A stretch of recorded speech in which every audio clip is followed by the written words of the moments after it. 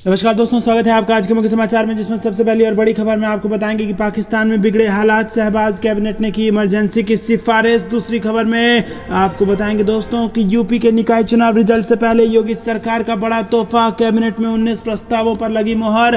तीसरी खबर में जिक्र होगा कि गुजरात में कांग्रेस पर बरसे पीएम मोदी, बोले हम लाभ पहुंचाते समय धर्म या जाति नहीं देखते, ये हमारी असली धर्मनिरपेक्षता। चौथी खबर में आपको बताएंगे दोस्तों कि ज्ञानव्यापी मस्जिद से लेकर बड़ी खबर, हाई कोर्ट का बड़ा फैसला, एएसआई को शिवलिंग की कार्बन डेटिंग करने की मिल चुकी है इजाजत। और इसी के साथ पांचवी खबर में आपको बताएंगे कि जम्मू कश्मीर में बीएसएफ और पाकिस्तान रेंजर्स के बीच आईबी पर बैठक, घुसपैठ समेत अन्य मुद्दों पर चर्चा। दोस्तों, हर एक खबर की गहराई में आपको ले जाएंगे, लेकिन उससे पहले अगर आपको भी देश की सेना और पीएम मोदी पर पूरा भरोसा है तो वीडियो को लाइक करके कमेंट में लिखिए जय हिंद, और साथ ही साथ रोज की इस प्रकार की खबरों के लिए चैनल को सब्सक्राइब करना मत भूलेगा। रुक करते हैं सबसे पहले और बड़ी खबर की तरफ। पाकिस्तान में बिगड़े हालात, शहबाज कैबिनेट ने की इमरजेंसी की सिफारिश। जी हां दोस्तों, आपको बता दें कि पाकिस्तान में मौजूदा हालत को देखते हुए आपातकाल लागू किया जा सकता है। प्रधानमंत्री शहबाज शरीफ ने कैबिनेट बैठक की है और इस बैठक में देश में आपातकाल लागू करने की सलाह दी गई है।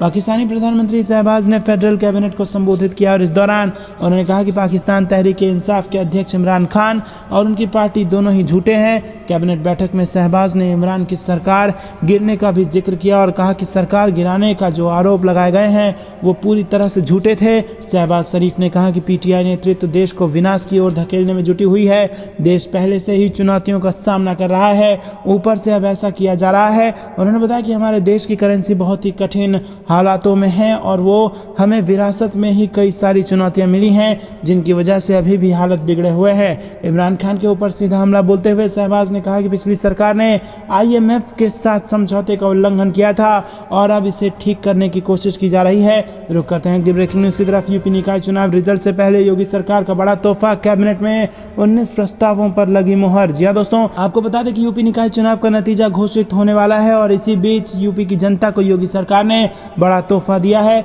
उत्तर प्रदेश कैबिनेट में 19 प्रस्तावों पर मुहर लगी है और योगी सरकार के इन प्रस्तावों पर बहुत जल्द ही काम शुरू हो जाएगा, जिससे यूपी की जनता को भी काफी फायदा होगा। इन प्रस्तावों में शिक्षा विभाग, पर्यटन विभाग और कृषि विभाग सहित कई प्रस्ताव शामिल हैं। यूपी की योगी सरकार ने जिन प्रस्तावों पर मुहर लगाई है उनमें उच्च शिक्षा विभाग के 5 प्रस्ताव, पर्यटन विभाग के 2 प्रस्ताव, उद्योग विकास के 3 प्रस्ताव और कृषि विभाग के 2 प्रस्ताव शामिल हैं। तो दोस्तों, यहाँ पर ताबड़तोड़ ऐलान योगी आदित्यनाथ ने कर दिया है और आपको बता दें कि इसी बीच यूपी निकाय चुनाव का नतीजा भी आने लगा है। रुक करते हैं अगली ब्रेकिंग न्यूज की तरफ। गुजरात में कांग्रेस पर बरसे पीएम मोदी, बोले हम लाभ पहुंचाने समय धर्म या जात नहीं देखते और यही असली धर्मनिरपेक्षता है। जी हाँ दोस्तों, आपको बता दें कि प्रधानमंत्री मोदी गुजरात के 1 दिवसीय दौरे पर हैं। पीएम ने अपने गृह राज्य पहुंचकर सबसे पहले अखिल भारतीय प्राथमिक शिक्षा महासंघ के 29वें द्विवार्षिक सम्मेलन में भाग लिया, जिसके बाद उन्होंने मोदी महात्मा मंदिर में लगभग 4400 करोड़ की परियोजनाओं का उद्घाटन और शिलान्यास किया।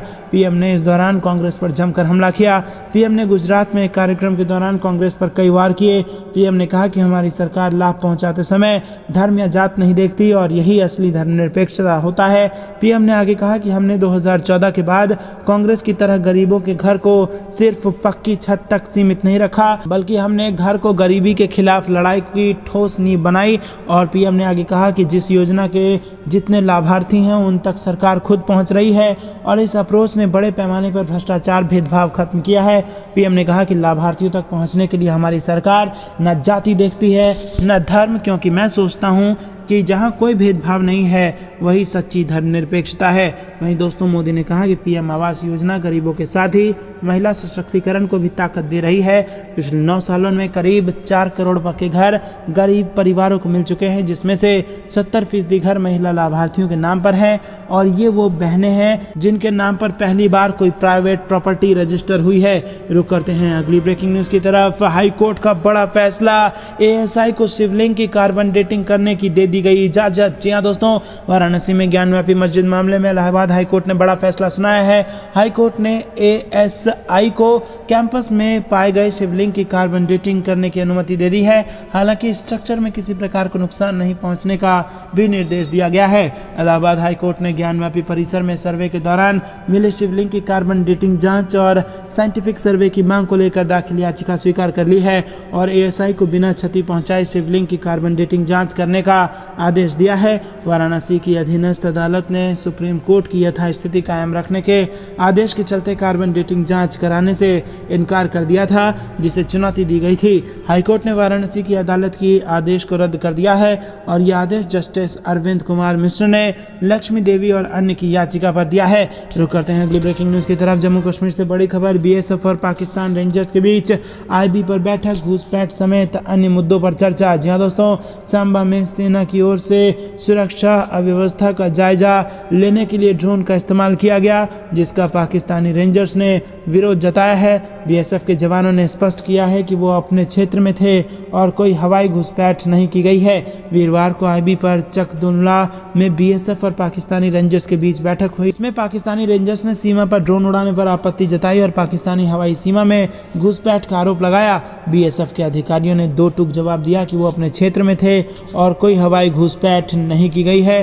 प्रदेश में घुसपैठ विरोधी ग्रिड को मजबूत बनाने के उद्देश्य से 42 नए बॉर्डर पुलिस पोस्ट के लिए 607 पदों को सृजित किया गया है और इन पोस्टों के सक्रिय होने के बाद घुसपैठ को और अधिक क्षमता से रोकने की मजबूती मिलेगी। दोस्तों, रुक करते हैं अगली ब्रेकिंग न्यूज की तरफ। 2025 में बिहार में बीजेपी की सरकार, मोदी फिर बनेंगे प्रधानमंत्री। जी हां दोस्तों, आपको बता दें कि यहाँ पर बीजेपी के प्रदेश अध्यक्ष सम्राट चौधरी ने आज़ादी के बाद पहली बार बिहार में बीजेपी की सरकार बनने का दावा कर दिया है और नीतीश कुमार को विपक्ष ने एक बार फिर से घेर लिया है। बिहार बीजेपी के प्रदेश अध्यक्ष और बिहार विधान परिषद में नेता प्रतिपक्ष सम्राट चौधरी का कहना है कि बिहार के विकास का काम पिछले 10 सालों से ठप पड़ा है। उन्होंने कहा कि 2005 से 13 तक बीजेपी और जेडीयू की एनडीए सरकार में बिहार तेजी से विकास की ओर बढ़ रहा था, लेकिन 2013 के बाद नीतीश कुमार की पलटी मार राजनीति की वजह से बिहार के विकास की गति पहले कम हुई और अब तो पूरी तरह से ठप पड़ चुका है। सम्राट चौधरी ने यह भी कहा कि अगस्त 2022 के बाद, यानी जब से आरजेडी और जेडीयू की सरकार बनी है,